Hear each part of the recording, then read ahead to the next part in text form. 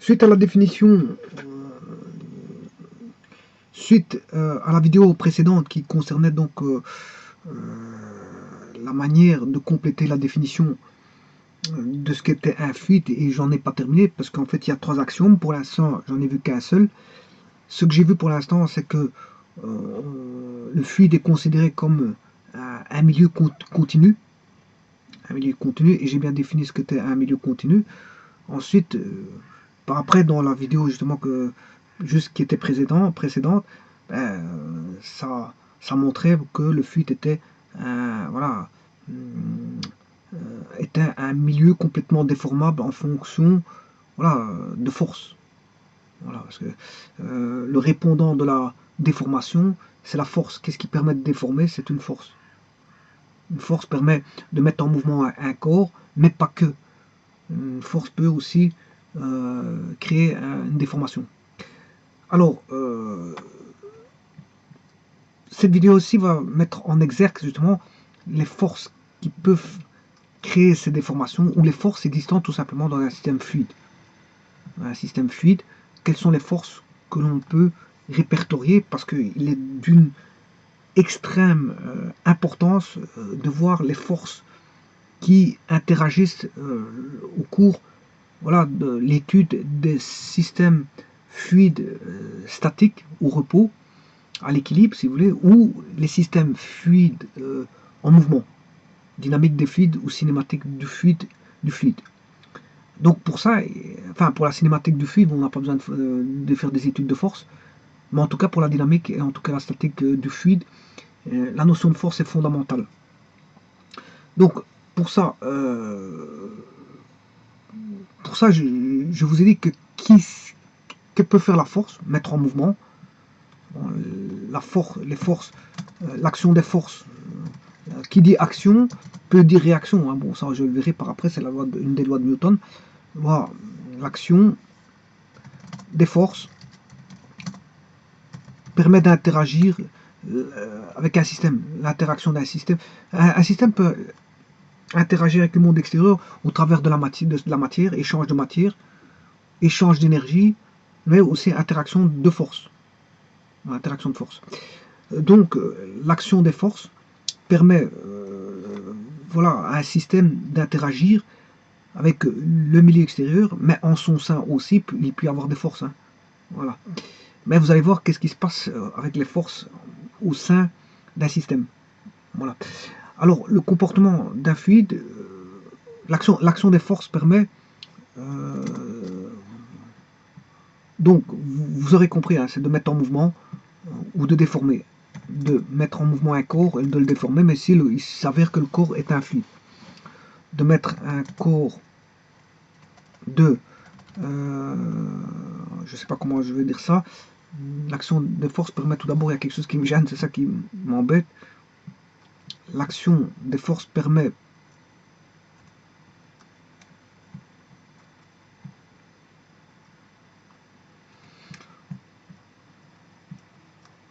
de maintenir un corps au repos. Voilà, faire ce qui se passe en statique. Hein. Vous mettez une échelle sur un mur, quelles sont les conditions pour que l'échelle tienne? Voilà. Vous mettez une chaise au sol, quelles sont les conditions pour que c'est pas pour rien qu'il y a 4 pieds une chaise. C'est pas pour rien généralement les meubles ont 4 pieds. Ou deux bandes, une en avant et une en arrière pour faire tenir le meuble. Donc en fait là il y a des études, une voiture ça a 4 roues. Voilà, c'est une question de stabilité pour maintenir un corps au repos. Voilà, on étudie les forces pour essayer d'avoir la stabilité d'un corps, et quel qu'il soit le corps. Hein, quel qu'il soit le corps. On peut étudier tout type de corps pour le maintenir au repos, mais il s'avère qu'ici c'est un fluide. Je parle de fluide. Le corps ici, il s'avère que ce sont des fluides parce que je fais l'étude des fluides. Alors de maintenir les forces d'interaction permet l'action des forces permet de maintenir un corps en mouvement, et inversement de mettre un corps en mouvement. Mais aussi de déformer un corps.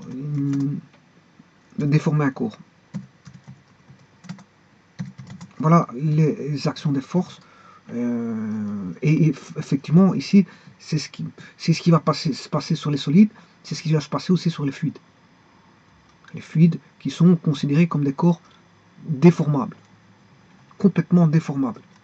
Contrairement aux solides, bon, les corps indéformables, qui sont hypothétiques, bien sûr, c'est une hypothèse qui est idéalisée pour l'étude, pour faire de la mécanique rationnelle. Et ça, j'ai expliqué dans la vidéo précédente. Voilà. Alors, justement, le système va agir comme un être humain. Un être humain, bon, interagit avec le milieu extérieur. Un être humain interagit avec le milieu extérieur.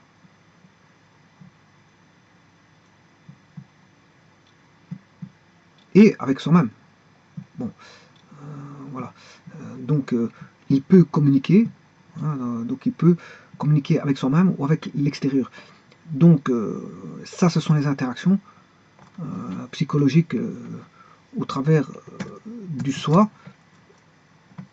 mais aussi avec les autres, les autres constituent la famille, la société, peu importe qui c'est. Bon, c'est le reste qui n'est pas le soi, si vous voulez. Le reste qui n'est pas le soi, c'est le milieu extérieur. Donc l'esprit peut communiquer avec soi-même, comme il peut communiquer, je veux dire, avec ce qui n'est pas le soi, c'est-à-dire les diverses composantes de la société, la famille, voilà, les collègues, les membres d'un club, ce que vous voulez. Ce que vous voulez. Les membres les personnes fréquentant un café, personnes fréquentant un lieu de culte, peu importe, il y a des interactions qui se font entre voilà, le soi et le monde extérieur. Bon, le monde extérieur qui peut représenter des voies multiples et variées, voilà, de composantes. Voilà, milieu politique, milieu politique, milieu culturel, milieu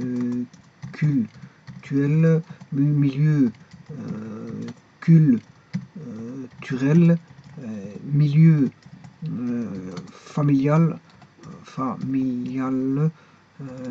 milieu scolaire, milieu scolaire, milieu sportif, milieu, voilà, voilà, milieu professionnel,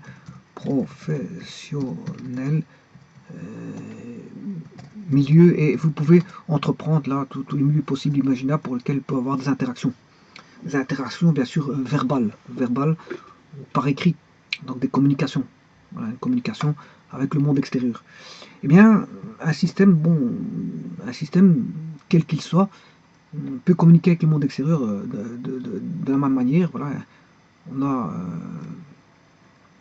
un système, voilà, qui peut communiquer avec le monde extérieur, mais au travers, bien sûr, la communication se fera au travers d'échanges. Oui, ici, quand j'ai mis, bon, c'est un échange, hein, dans les deux sens, au travers de, voilà, non plus de composantes d'un milieu bien déterminé, mais plutôt, voilà, va échanger de l'énergie. Un système physique va échanger de la matière, de l'énergie et des interactions de force. Voilà, comme ça vous le savez, et que, enfin vous le savez, vous le saviez déjà, je n'ai pas, c'est juste un rappel, ça, voilà, c'est juste un rappel. Donc, ici il s'agit d'étudier donc des forces, parce que je me situe en plein dans un domaine qui est la mécanique. Pourquoi pas virer vers un petit peu la thermodynamique, pourquoi pas, mais ici bon, je me situe en plein dans l'étude des forces, puisque c'est le but de la vidéo, c'est de développer les forces, et les forces c'est voilà, de nature mécanique. Donc l'action est une action mécanique qui permet de maintenir un corps en mouvement, de maintenir un corps au repos, je m'excuse, de mettre un corps en mouvement, de déformer un corps quel qu'il soit, solide, liquide ou gazeux, c'est-à-dire solide, déformer un corps bien sûr déformable, ou un fluide qui est complètement déformable. Voilà. Alors le solide, rappelez-vous que la spécificité de la déformation du solide, c'est que, bon, on a des courbes spécifiques de résistance des matériaux qui permettent de faire en sorte qu'on a des corps qui sont élastiques, hein, qui reviennent à leur position. On a même des zones élastiques, voilà, et on a aussi des zones plastiques. Mais après, il y a des zones de rupture. Voilà, par contre, on ne peut pas parler de rupture pour un liquide. Hein. Un liquide, vous le séparez en deux, vous le remettez en deux, et il n'y a pas de séparation. Voilà, vous prenez de l'eau dans un gobelet. Voilà, on va prendre un gobelet. Voilà. Je prends de l'eau ou un liquide, peu importe. Voilà. La mécanique des fluides étudie généralement les liquides et la thermodynamique étudie les gaz. Mais malgré tout, on peut quand même étudier des parties de thermodynamique, des parties de thermodynamique en mécanique des fluides. Hein. Bon, c'est pas restrictif. Je dis le milieu, on n'est pas restreint dans les études. Hein. On n'est pas restreint. C'est pas que voilà, on peut prendre certaines choses, étudier des gaz en mécanique des fluides, c'est pas un problème. Bon, maintenant, ce que je voulais vous dire par là, c'est que le liquide, ici, il est rempli. Je vais mettre de l'eau. Voilà, il est rempli d'un liquide. Celui-ci, le vase est vide. Voilà, et je sépare les molécules. En mettant ce liquide ici, là-dedans. Donc, ce qui veut dire que je vais les séparer, je vais remplir celui-là. Voilà, je vais remplir celui-là, pendant que celui-là s'est vidé. Voilà, et celui-ci s'est vidé. Donc, c'est vidé d'une certaine quantité. Voilà. Qu'est-ce qui a permis de faire ça? C'est parce que c'est l'écoulement. C'est la déformabilité. Parce que les fluides sont complètement déformables. Donc, je peux faire couler un liquide. Voilà. Et alors, bon, je peux remettre le liquide. Voilà, ce liquide-là peut se remettre ici. Voilà, et je vais retrouver le liquide comme il était au point de départ. Ça, la propriété d'écoulement, de séparation comme ça, et de remettre ensemble, ben, c'est la propriété de déformabilité. Ils sont complètement déformables. Voilà, donc ils peuvent couler. Contrairement à un solide, certains solides, si vous les tirez trop, si vous les tirez, ben, il va se déformer. Ben, si vous cessez l'action de traction, il va revenir à sa position initiale. Un peu comme le liquide revient, on prendrait le liquide, on le séparait. Par contre, ici, il n'y a pas de séparation. Hein. Il y a pas, ici, je peux faire une séparation. Vous voyez, je sépare en deux les deux liquides et je les remets ensemble. Voilà. Par contre, là, comme il est solide, les interactions moléculaires, les forces de cohésion sont obligées de rester les unes à côté des autres. Simplement, on a eu un étirement, une traction. Et si vous cessez l'action, ben, si le solide est dans sa zone élastique, il va revenir à sa position initiale. Voilà, il va revenir ici. Donc on a une réversibilité voilà, de l'action. Le système va revenir à sa position initiale. Voilà, donc voilà, on tire un échantillon. Voilà, et si on cesse de l'attraction, ben, il revient à sa position initiale, comme ceci. Quand j'ai écrit traction, c'était R. Hein. Traction, force de traction. Tracter. Traction. Voilà, c'est une force de traction, contrairement à la force opposée qui est la force de compression. Voilà. Alors, si on cesse la force de traction, à ce moment-là, il revient à sa position initiale, mais si vous avez trop tiré, vous arrivez dans une zone plastique, là, il va rester une déformation permanente. Hein. Voilà, on aura une déformation permanente. Chose qu'on n'aura pas pour le liquide, on n'a pas de déformation permanente. Vous avez beau le scinder comme vous voulez, on n'aura jamais de ça, parce que déjà, il se scinde. Alors que, bon, pour le solide, il ne se scinde pas. Donc on ne saurait pas avoir une déformation permanente hein, pour le liquide. Voilà, on peut le scinder et donc il est complètement déformable. Donc, voilà, il peut couler, il peut être séparé, il peut être tout ce que vous voulez. Il peut être tout ce que vous voulez. Voilà. Maintenant, il existe des corps mous qui sont des corps plastiques, comme la plasticine. À ce moment-là, quand vous le déformez, il garde une déformation en attendant une autre déformation. Par exemple, je prends de la plasticine. Voilà, je fais une tête avec la plasticine. Voilà, je viens de faire une tête en faisant 2 trous comme ceci. Voilà, j'ai tout déformé avec les doigts. Voilà, tout était déformé avec les doigts. Ben, maintenant, avec la voilà, si je ne touche plus à ça, ben, ça va rester comme ça. Sinon, je peux le redéformer, retransformer. La pâte à modeler, de façon à avoir, je ne sais pas moi, une tête un peu plus cabossée comme ça. Ben, il suffit de modeler. Donc là, c'est un plastique, on va dire c'est du mou. On va dire c'est voilà, c'est une matière molle qui se travaille. Qui se travaille, bien sûr. Qui dit force dit travail. Hein. Qui dit force appliquée avec les doigts dit travail. Ça se travaille, ça nécessite des travaux. C'est des travaux manuels. Donc on applique des travaux de force. Via ses mains, la pâte à modeler, maintenant il y a une certaine façon de faire pour obtenir des belles formes au niveau de la pâte à modeler. Voilà. Donc l'action d'une force permet de déformer les corps en partie. Elle permet de maintenir les corps au repos, oui. De mettre un corps en mouvement, oui. Corps au repos pour les fluides, c'est ce qu'on appelle un état d'équilibre, c'est l'équilibre statique. Hein. C'est un état d'équilibre qui est l'état de repos. Pas confondre avec un équilibre thermique, là où l'équilibre thermique, c'est d'avoir la température homogène partout au niveau comment est-ce qu'on appelle ça macroscopique, au niveau macroscopique. Parce qu'au niveau micron, on ne sait pas aller voir si la moindre molécule atteint la température d'équilibre. Maintenant, on a aussi les réactions chimiques. On a des réactions chimiques. Voilà.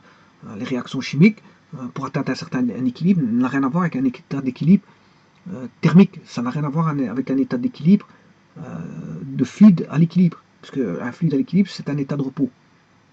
Voilà. Voilà. Par contre, l'équilibre chimique, c'est quand la réaction cesse. Bon, elle n'a plus d'évolution, elle n'évolue plus. L'équilibre chimique, c'est quand elle a atteint un niveau où vous avez pas attendre 10 ans, la réaction n'évolue plus du tout. Hein. Ou elle évolue peut-être légèrement et on considère qu'elle est à l'équilibre, parce que bon, si c'est pour avoir des petites variations pendant 5 ans, on ne va pas attendre de 5 ans. Hein. Voilà. L'équilibre se fait, et ça se mesure grâce à des constantes d'équilibre. Hein. Les équilibres peuvent se mesurer grâce à des constantes d'équilibre, et c'est pas ça qui manque en chimie, parce qu'en chimie, l'étude des équilibres, on voit apparaître des constantes d'équilibre dans tous les sens. Hein. Je veux dire, au niveau voilà, des pH, il y a des constantes. Au niveau là, constant de, voilà, des constantes d'acidité, constantes d'ionisation, constantes d'équilibre. Voilà, la constante, voilà, il y a beaucoup de constantes qui, qui font référence à un équilibre chimique hein, en chimie. Donc il y a énormément de constantes. Parce que l'équilibre est fondamental en chimie. Donc, quand on fait une réaction chimique, on essaie d'atteindre l'équilibre chimique. On essaie d'atteindre l'équilibre chimique. Donc on laisse terminer, si vous voulez, la réaction.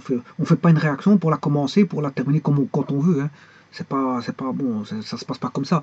Les réactions chimiques, on les laisse terminer quand vous faites de la popote, de la cuisine. Voilà, quand vous faites pas voilà une popote, une cuisine, pour démarrer un feu doux, pour l'éteindre 2 secondes après. Hein. Vous attendez que le feu doux atteigne voilà, un certain équilibre. Un certain équilibre. Voilà, vous faites chauffer un feu doux. Voilà, vous n'interrompez pas le feu en ayant l'ouvert et puis vous le fermez quand bon, vous le semble. Non, vous jugez utile de fermer, de stopper voilà, le feu doux quand vous voyez que la popote commence à prendre, voilà, euh, quand ça commence à prendre, voilà. Et vous jugez, c'est vous êtes même capable de juger quand est-ce que, voilà. Par contre, en chimie, bon, c'est pas une question de juger, hein, voilà, on juge pas. Il y a des constantes d'équilibre, on sait bien que la réaction va s'arrêter à un moment donné, hein, c'est mathématique. Alors, pour vous dire, il y a des constantes d'équilibre, c'est mathématique. Voilà. Alors tout ça pour vous dire quoi, ben, que pour les fluides, la notion de force est fondamentale. Alors, pour déformer un corps, ben, il faudra des forces. Alors, il existe donc le comportement d'un corps est influencé par les forces mises en jeu ou les forces appliquées, si vous voulez, euh, sur le système. Alors, moi, je vais m'intéresser ici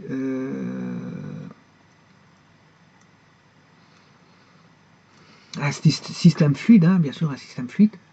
Alors, et voir le comportement d'un corps fluide, bien sûr, qui est influencé par les forces mises en jeu et toutes les différents types de forces qui peuvent être mises en jeu euh, sur un système fluide. Sur un système fluide. Voilà. Alors, bon, ce que je dis pour un fluide ici est valable pour un solide aussi. Hein. Bon, c'est pas parce que je vois pour le fluide que c'est exceptionnel. Hein. Non, c'est valable. Voilà. Euh,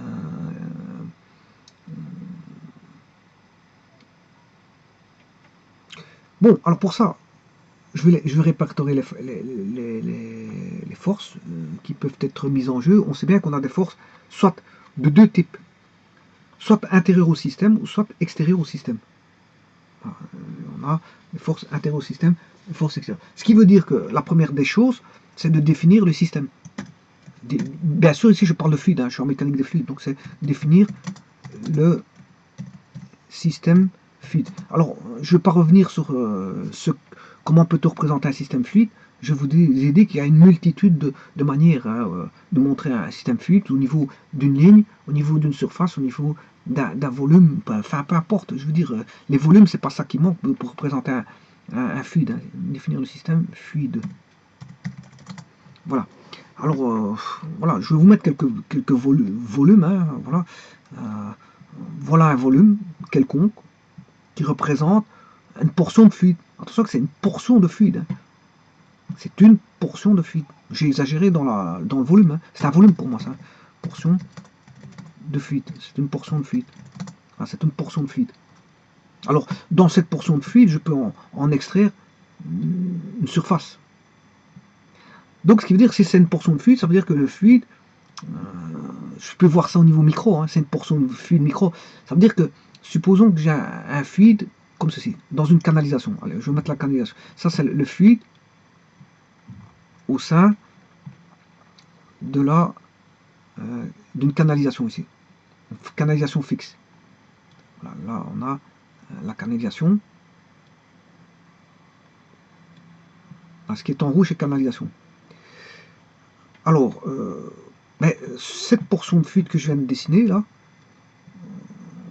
c'est peut-être voilà, un élément qui se trouverait ici au niveau micro. Niveau micro. Et je redessine ici, et je redessine ce volume-là. Et dans ce volume, enfin, je mettrai dV, parce que je mettrai un élément infinitésimal dV, et donc fatalement j'aurai une surface en correspondante ici, correspondante, que j'appellerai DS. DS qui est un élément infinitésimal. Donc j'aurai un élément de surface prise dans l'élément de volume. L'élément de volume, vous voyez que c'est un élément de volume prise, une portion de volume dans lequel j'ai pris une portion de surface pour faire l'étude. Voilà. Et ça, pourquoi pas, c'est mon système. Mon système, je prends ce que je veux. Hein. Voilà. Là, je vous ai dit, les formes, c'est pas ça qui manque. Je peux avoir des parallélépipèdes rectangles, des tétraèdres, des volumes quelconques, des cylindres. Voilà, ça c'est pour les volumes. Voilà. Maintenant, vous allez me dire pour les surfaces. Bon, la surface que j'ai prise ici, elle est belle. Hein. Bon, on va dire c'est une section, c'est une coupe. Si j'ai pris, je peux, ça dépend de ce qu'on a comme surface ici. On peut avoir un cercle, une ellipse ou peu importe. Mais attention que je peux prendre ce que je veux comme surface. Hein. Je peux prendre une surface latérale du volume ici. Voilà, je peux prendre une surface latérale du volume ici. Pourquoi pas? Ouais, donc, vous voyez que je veux dire c'est ouvert à tout. Hein. Je peux avoir une surface latérale du volume. Voilà, donc la surface peut être une surface par exemple ouverte. Voilà, voilà une surface ouverte. Voilà, avec la normale, parce que généralement les surfaces, il y a des normales.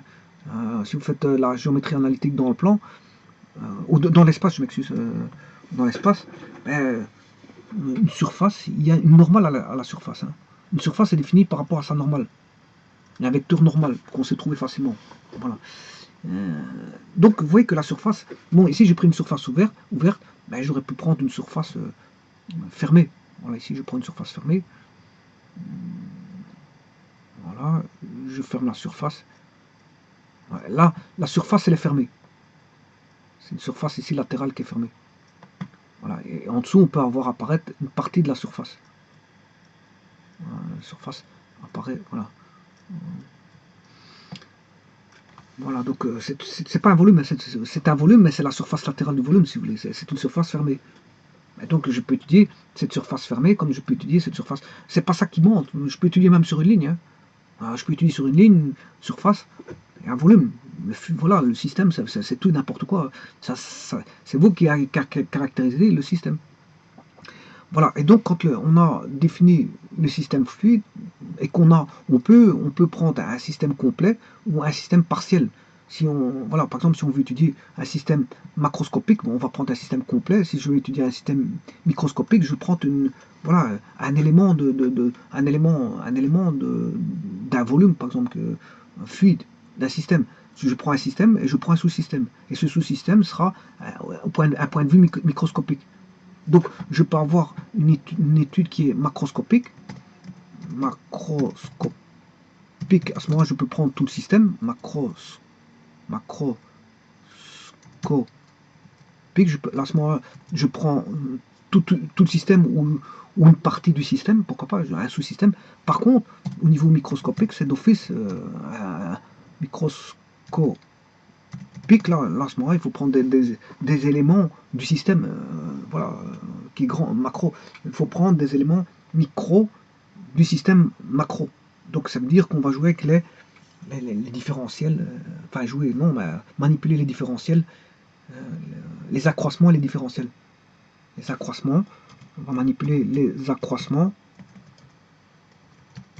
et les différentiels. Voilà, bon, c'est normal, on est au niveau microscopique. Donc ça dépend comment la vue d'esprit du système, comment il est représenté, s'il est macroscopique ou microscopique.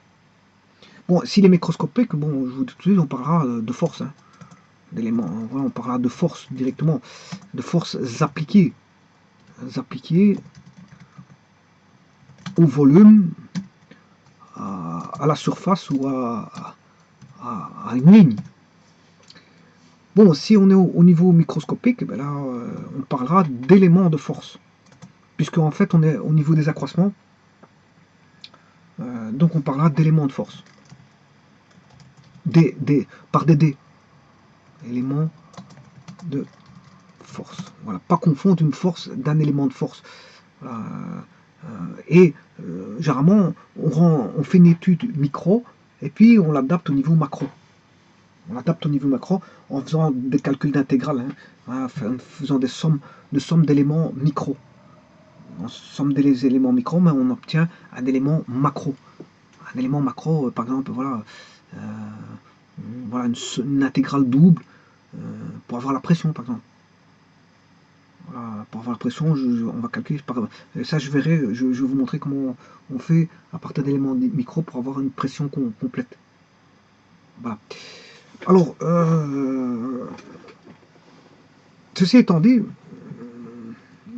donc on peut avoir, on définit le système, et s'il est macro ou microscopique, voilà, si on étudie au niveau macro ou microscopique, et une fois qu'on a entamé ces études de macro, microscopique, ben, on évalue les forces, parce que le but de la vidéo ici, c'est d'évaluer les forces du système fluide. Voilà, c'est-à-dire le comportement des interactions que va faire le système macro, micro, avec le milieu extérieur, avec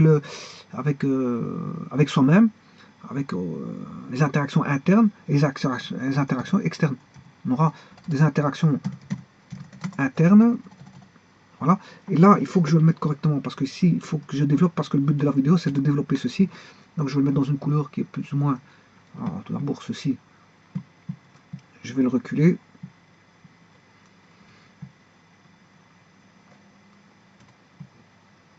Et voilà, c'est maintenant que je vais mettre en place les forces. Et ça, cette vidéo-là est très très importante. Hein.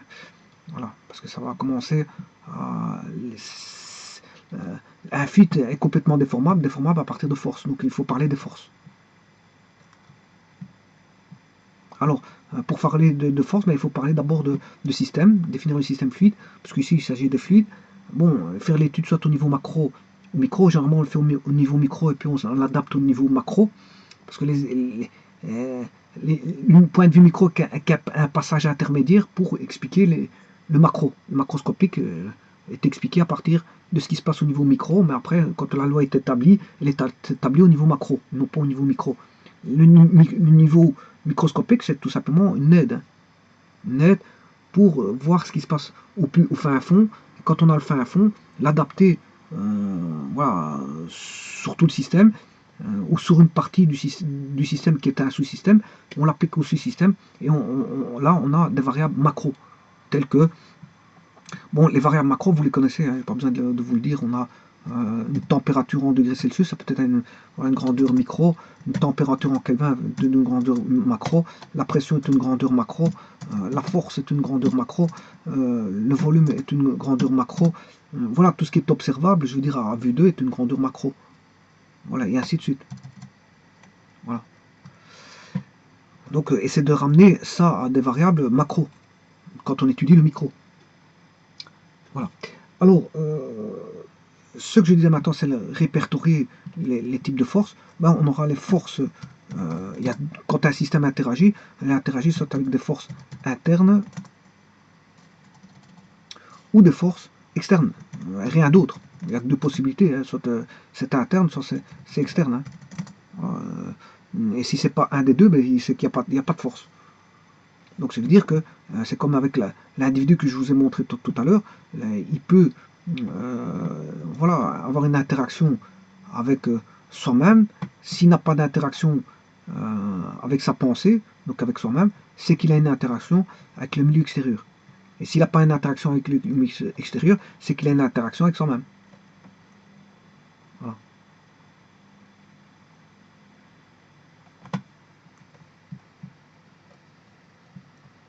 Voilà. Et ici, c'est un peu la même chose. L'interaction avec le système, ce sont des forces internes ou externes. Ou, bien sûr, des forces internes et externes. Parce que la personne qui parle, l'individu qui parle, je veux dire, avec le monde extérieur, il peut en même temps réfléchir pendant qu'il parle avec quelqu'un. Il peut faire deux choses en même temps. Pourquoi pas, c'est possible. Parce que le corps permet, le cerveau permet voilà, de faire plusieurs interactions. Je veux dire, puisqu'en fait, les communications du cerveau peuvent faire bouger un pied, une main, et en même temps parler. Donc, on peut en même temps réfléchir et parler avec quelqu'un d'autre. Voilà. Ce qui veut dire que là, l'individu parle avec soi-même, mais il parle avec quelqu'un d'autre. Donc il peut parler soit avec soi-même, soit avec quelqu'un d'autre, ou soit il peut parler avec soi-même et quelqu'un d'autre. Et ici, pour les forces d'interaction, c'est la même chose. La force d'interaction peut être soit interne, soit externe, ou soit on peut avoir la composition de forces internes et externes. Et généralement, ce sera le cas. On aura la composition de forces internes et externes. Elles ne seront pas, je veux dire, bon, on peut avoir des forces internes uniquement, on peut avoir hum, euh, des forces externes, voilà, on peut avoir la composition de forces internes et externes. Alors, maintenant, attention que quand on dit système, vous allez me dire, ouais, c'est quoi le milieu extérieur? Ben, ça dépend. Ça dépend. Ça, c'est la définition. Le milieu extérieur du système, ça va dépendre. Hein. Bon, allez, on va prendre voilà, un fluide. Attention que c'est un tube de courant, ça. Hein. C'est un fluide. Ça représente un fluide. Et supposons que ce fluide jouxte, on va dire, euh, des membranes d'une canalisation fixe. Membrane d'une canalisation fixe. Voilà. Donc ça, c'est... Enfin, ce que je raconte, une membrane, c'est pas une membrane. C'est une canalisation fixe. Il jouxte une canalisation fixe. Donc ça, c'est une canalisation fixe, voilà. Et bon, le fluide, j'ai isolé, voilà. D'ailleurs, je vais mieux le faire que ça, parce que c'est vrai que je ne l'ai pas bien fait ici. Voilà. Je vais mettre un fluide, voilà, comme ceci. Ça, c'est le fluide, hein. Ce que je suis en train de dessiner là, c'est le fluide. Voilà. Un fluide au repos ou en mouvement, peu importe, parce que c'est pas parce qu'on a une canalisation qu'il y a voilà, quelque chose qui circule. On peut avoir quelque chose qui est au repos. Hein. Voilà. N'allez pas croire que chaque fois qu'on a une canalisation, ça circule. On peut avoir un fluide au repos ou en mouvement. Alors la canalisation, elle est ici. Alors vous allez me dire, si je veux étudier le système au niveau macro, ben, le système, je peux étudier voilà, le cylindre là. Le cylindre qui est ici. J'étudie, par exemple, je vais étudier le fluide. Le système serait ceci.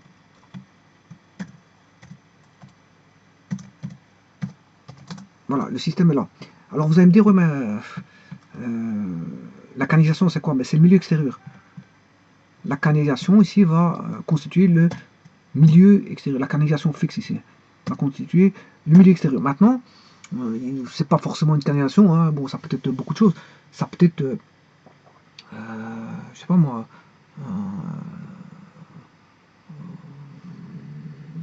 bon, peut-être, on peut avoir un piston. Un piston,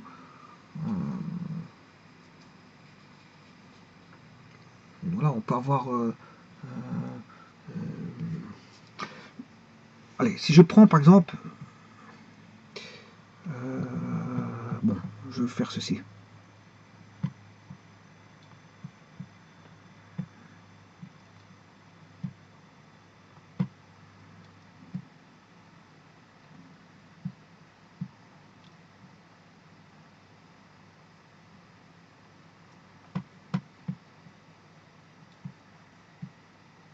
Ça peut constituer un réservoir, peu importe où.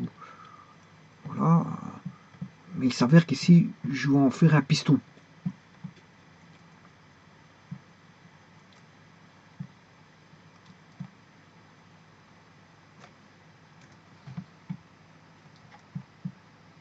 Un piston coulissant. Pourquoi pas, hein, je peux mettre une coulisse, hein, un système à coulisse.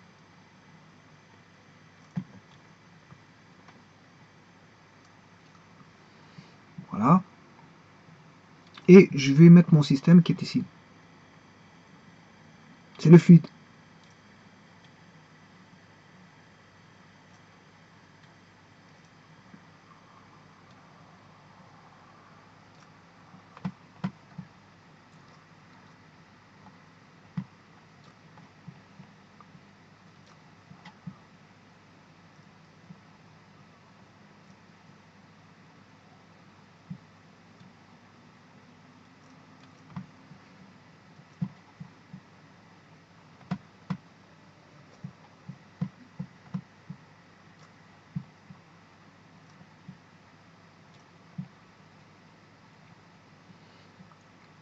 Voilà. Qu'est-ce qui est mon système? Ben, je peux étudier le système au sein du cylindre, hein. Ça, c'est le système. Et qu'est-ce qu'est le milieu extérieur? C'est tout restant, c'est-à-dire voilà, le cylindre et le piston. C'est ce qui entoure le système. Le milieu extérieur sera le cylindre et le piston.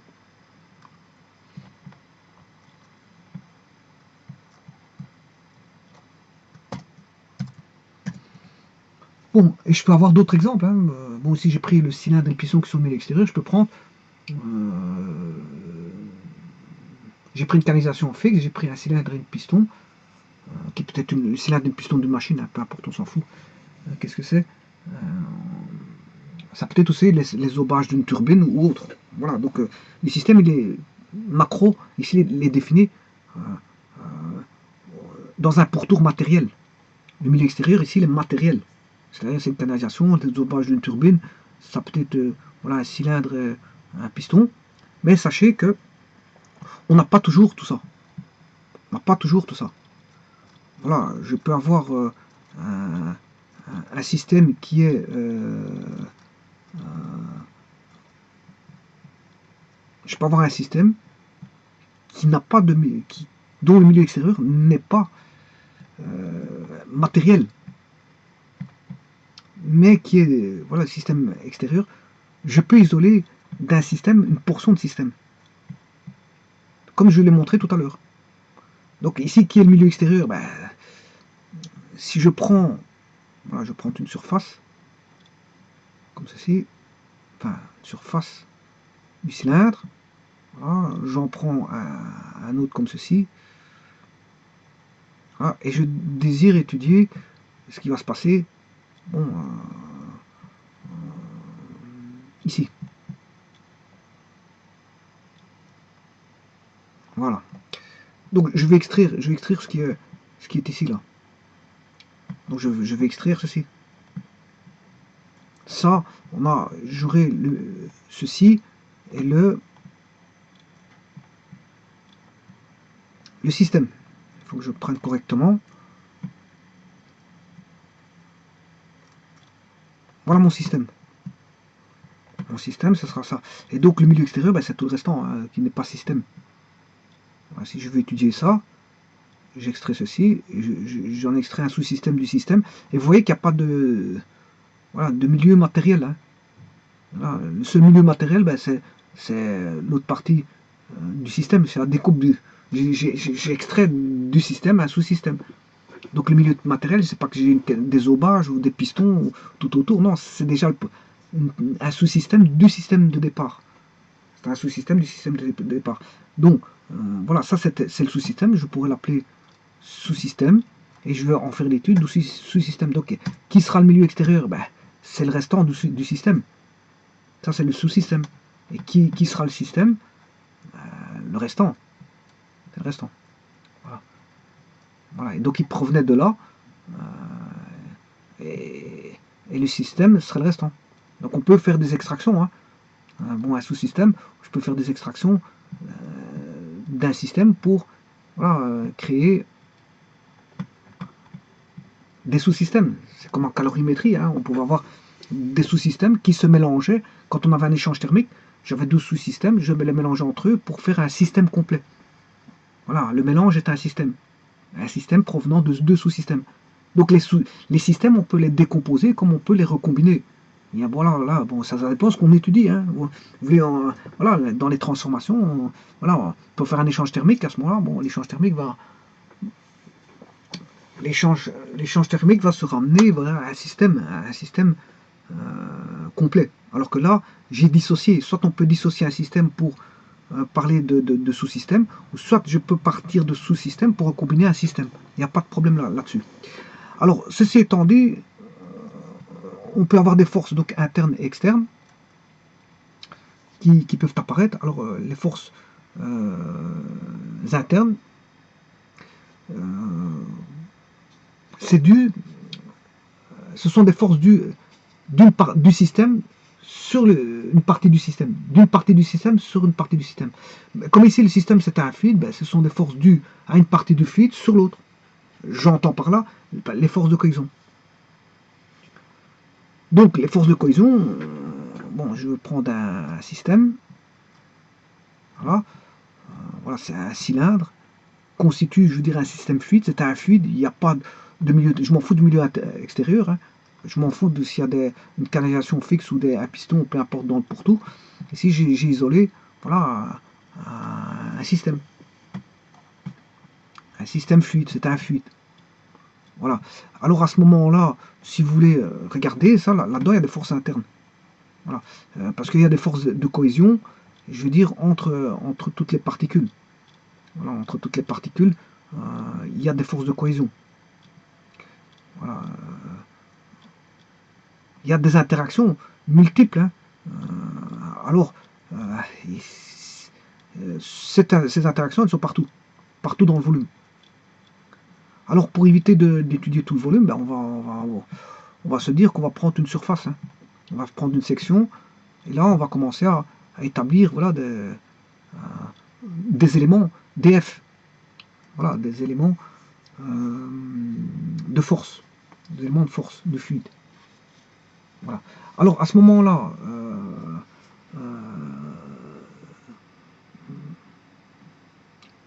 je vous avais montré une vidéo auparavant où il y avait une force, on avait des composantes, donc c'est un milieu, je veux dire, c'est que ça se comporte. Le solide a un petit peu les mêmes propriétés, enfin, il a des propriétés similaires, bien sûr, au liquide à certains niveaux, dans le sens que on a une force normale partout on a des forces normales, voilà, on a des forces normales partout, voilà, partout dans tout le volume, mais maintenant si je prends une section et que j'en extrais pour en prendre un système, voilà, je l'extrais ici, voilà. Là j'étudie sur une section, je n'étudie plus sur tout le volume.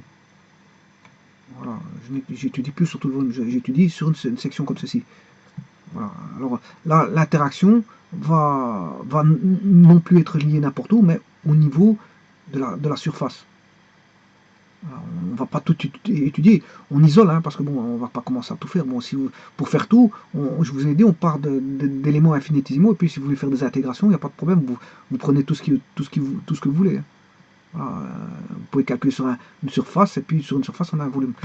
Donc, si je reprends cette petite surface qui est isolée d'un système fluide, voilà, je reprends ça ici, voilà, on a toutes des interactions de forces multiples, voilà, qui interagissent partout, sur toute la surface.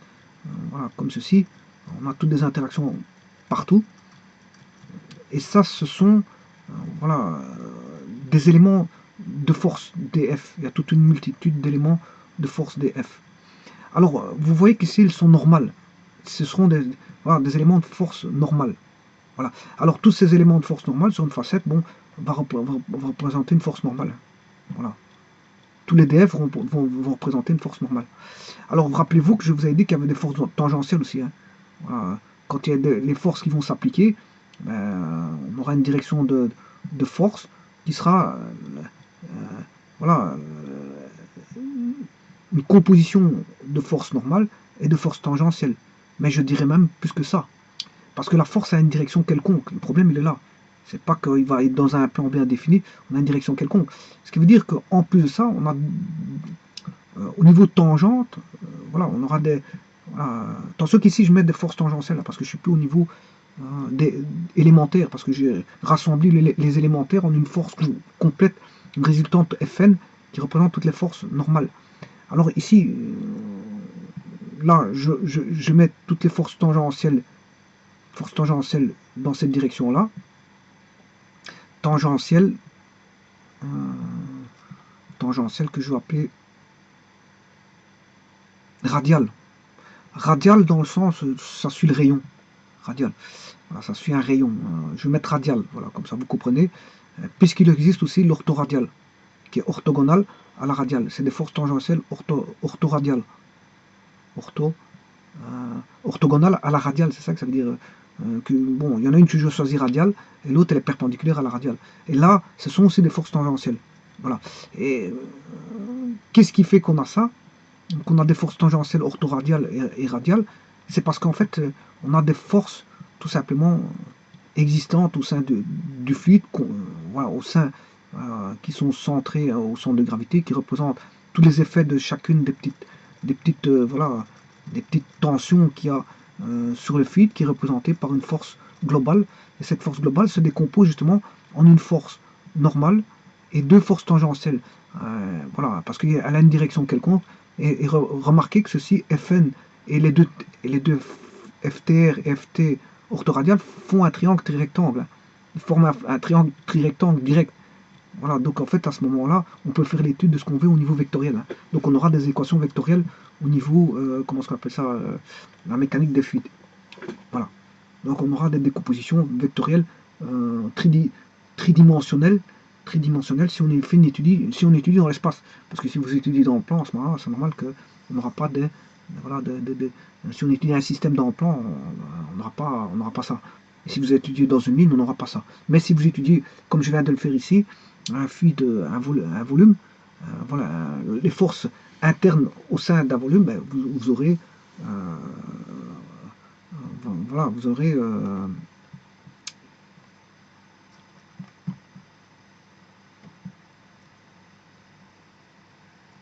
un trirectangle.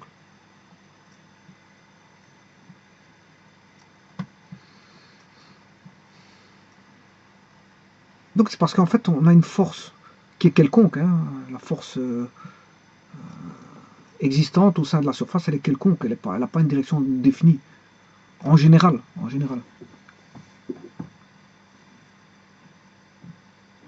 Voilà. Donc les forces intérieures, c'est celles qui vont interagir entre particules du système, sur des particules du système, enfin entre particules du système, celles qui vont interagir entre particules du système, c'est-à-dire, quand je veux dire entre particules du système, c'est celles qui interagissent d'une particule du système sur des particules du système. Eh bien sûr, vous comprendrez que c'est la loi de l'action et de la réaction, elles sont égales et opposées, et donc en totalité, elles feront zéro. Oui, mais attention, elles feront zéro pour autant que vous ne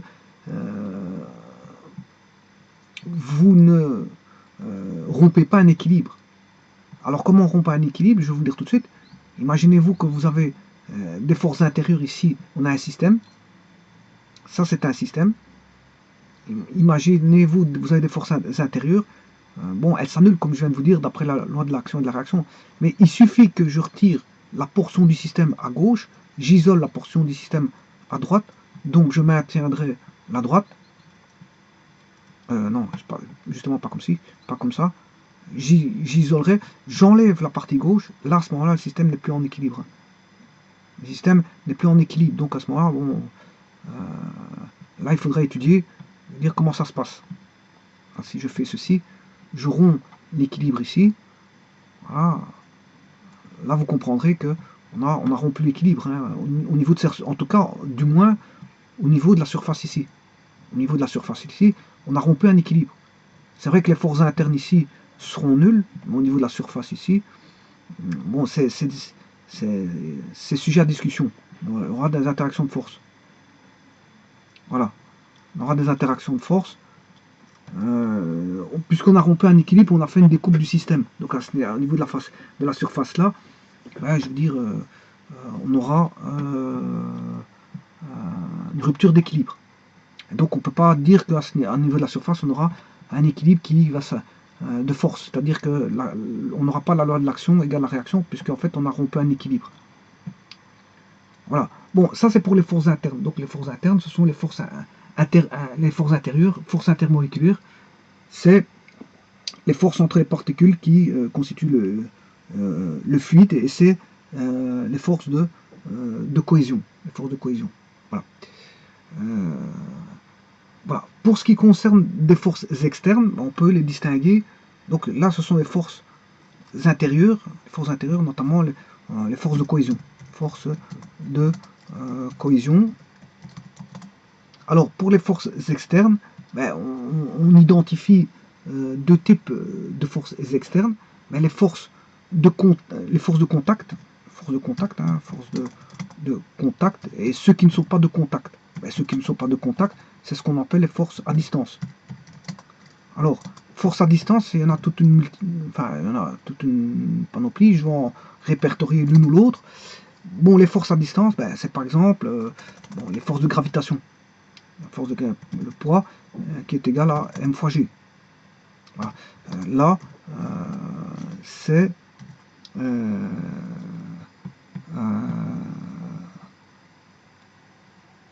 la force de gravitation est une force à distance. La force de gravitation est une force de distance.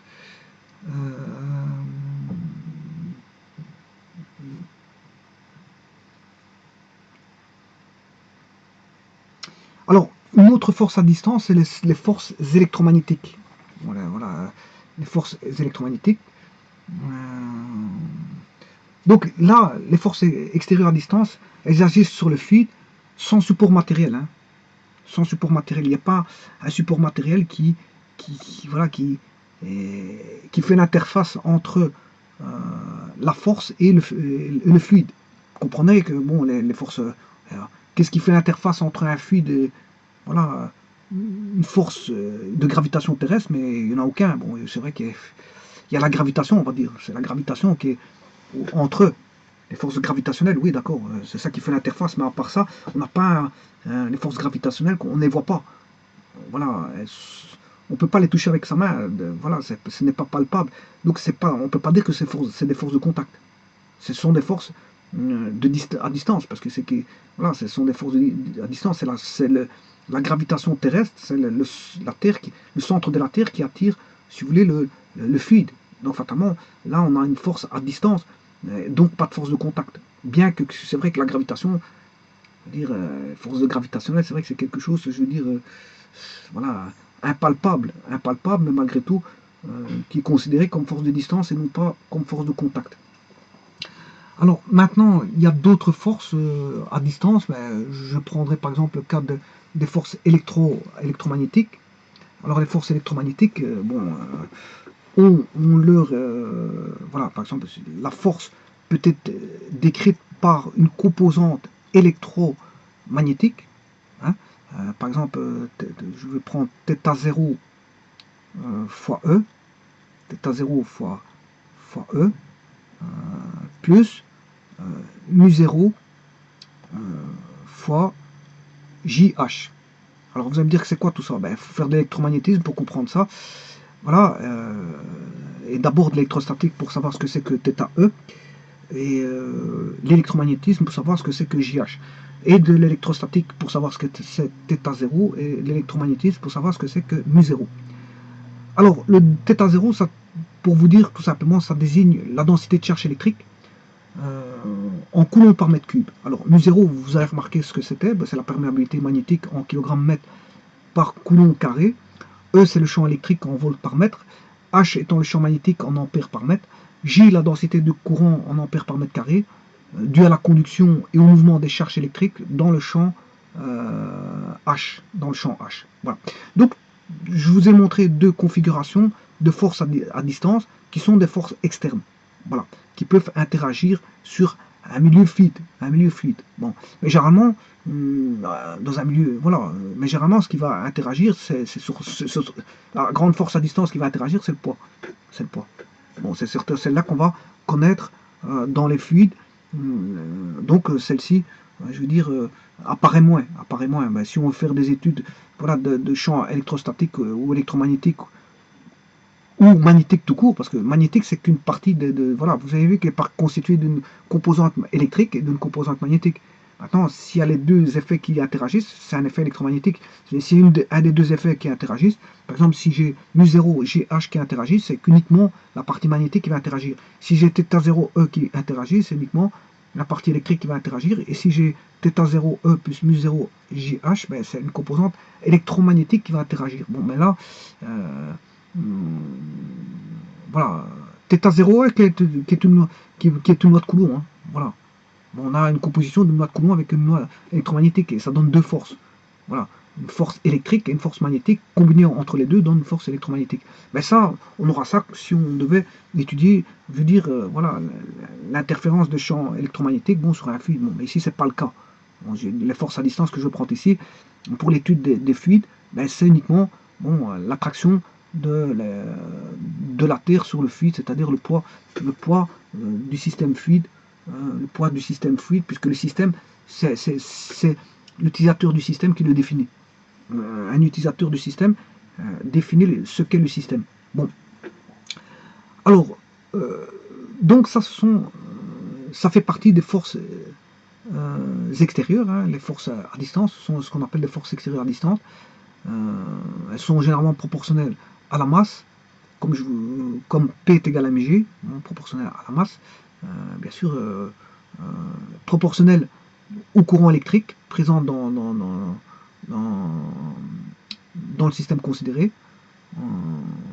Et généralement, elles sont appelées forces de volume. Hein. Voilà, on les appelle les forces de volume.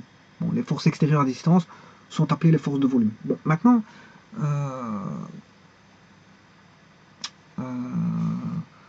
donc ça veut dire que les forces extérieures à distance agissent sur le fluide sans support matériel. Voilà, on va dire qu'ils interagissent sans support matériel. Voilà. Alors, il reste les forces externes, ou les forces extérieures directement appliquées, qui sont des forces de contact. Voilà, les forces directement appliquées qui sont des forces de contact. Ça, c'est l'application des forces qui sont sur le fluide. Quand on a un fluide et qu'on a des forces directement appliquées, c'est celles qui sont exercées directement sur le fluide. Je pense par exemple au poids d'un piston. S'il y a un milieu matériel et que le milieu matériel fait subir son poids sur un fluide, ben, ce sera le poids d'un piston dans son cylindre, donc contenant bien sûr le fluide étant le système. Donc, et le piston étant le milieu extérieur, donc le piston exerce une force de contact sur le fluide. Voilà. Donc ça, c'est une petite vidéo qui vous montre un petit peu, je veux dire, les différentes forces. Voilà, les forces de contact et les forces à distance. Voilà, les forces tangentielles et les forces internes, voilà, qui interagissaient, voilà, au niveau d'un système. Et donc, je dirais que pour les forces de contact, elles constituent donc l'action des particules extérieures au système, qui est considéré comme le milieu extérieur. Hein. qui n'est pas forcément matériel, il peut être immatériel, il n'y a pas de problème. Hein. Enfin, ou peut-être, enfin, quand je dis immatériel, c'est dans le sens, je m'excuse, c'est pas immatériel, c'est pas ça que je voulais dire. C'est pas forcément quelque chose de matériel extérieur. Ça peut être, voilà, ça peut être une découpe du sous-système. Hein. Voilà, je peux faire une découpe. Un sous-système peut être décomposé, donc l'autre partie du sous-système décomposé peut être devenir un milieu extérieur. Et donc faire appliquer au sous-système, voilà, voilà je peux expliquer ça comme ça parce que peut-être que je suis en train de parler dans le vide, voilà, mais voilà, on prend un système comme j'ai fait tout à l'heure, voilà, voilà j'ai un système, je veux étudier cette partie-là comme je l'ai fait tout à l'heure, voilà, donc si j'ai des forces, donc ça c'est le sous-système que je veux étudier, donc c'est le sous-système, ben, le système à droite devient, le système à droite devient un milieu extérieur et donc va appliquer des forces du système à droite sur le sous-système à gauche. Voilà, donc le sous-système à gauche. Voilà. Donc le sous-système, là, le sous-système qui est à gauche, qui est mon étude à faire, je vais étudier le sous-système à gauche, eh bien le sous-système qui est à droite ici, ben, est considéré comme milieu extérieur au système à gauche. Voilà, le sous-système à droite est considéré comme le milieu extérieur du sous-système à gauche, et donc il y aura des applications de force du sous-système à droite, qui est le milieu extérieur, sur le sous-système à gauche, et donc là on a affaire à une force de contact.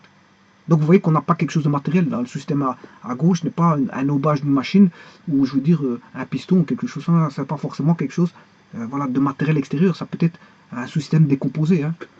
On peut avoir des forces provenant du fait qu'on a décomposé par rapport à un autre sous-système, on a des forces provenant de la décomposition du système justement. Voilà.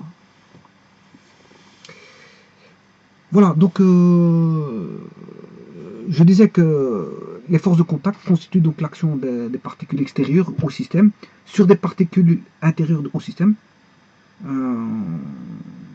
Et là, en ce moment, on aura, ça va s'exercer au travers des frontières du système et est proportionnel à la grandeur de ces frontières.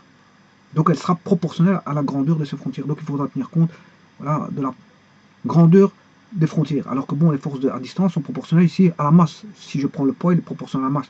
Par contre, pour les forces de contact, ce sera proportionnel aux, aux grandeurs de ces frontières. Et le facteur de proportionnalité s'appellera soit la tension, et son opposé sera algébrique, sera la pression. Donc on parlera de tension et pression proportionnelles à la frontière. Voilà, tension et pression seront proportionnelles à la frontière. Voilà, ça c'est pour les forces de contact. On parlera de tension et de pression. Tension et de pression. Voilà pour les forces de contact. Donc les forces de cohésion, ici, normalement, elles s'annulent. Hein, pour autant que vous ne faites pas une découpe, comme je viens de faire ici, les forces de cohésion s'annulent. Hein, parce que si vous faites une découpe ici, on a des forces qui vont apparaître. Voilà, donc on a des forces de cohésion qui vont s'annuler via la loi de l'action et de la réaction. On aura des forces de contact qui sont soit des forces de tension qui sont proportionnelles à la frontière, et des forces de pression, forces de tension et de pression, parce qu'elles sont opposées, les forces de tension et de pression sont opposées, et on aura des forces à distance qui sont des forces voilà, qui seront proportionnelles à la masse. Voilà. Et les forces de contact, il y en aura d'autres, hein. Il y aura des forces directement appliquées si j'ai, voilà, il y aura les forces directement appliquées, autres que, voilà, on pourra avoir des forces de contact qui seront des forces directement appliquées sur le fluide. Voilà. Je pense, comme je vous l'ai dit tout à l'heure, à poids d'un piston dans un cylindre. Je peux vous faire ça rapidement. Voilà. Le système, c'est le fluide. Voilà le fluide. Voilà. Avec son poids, bien sûr, le poids du fluide. Voilà. Mais si vous mettez un piston qui est le milieu extérieur, mais voilà, là on a un piston, on aura le poids du piston, et ceci constitue une force extérieure au système ici, qui est le fluide. Voilà, je vous remercie beaucoup.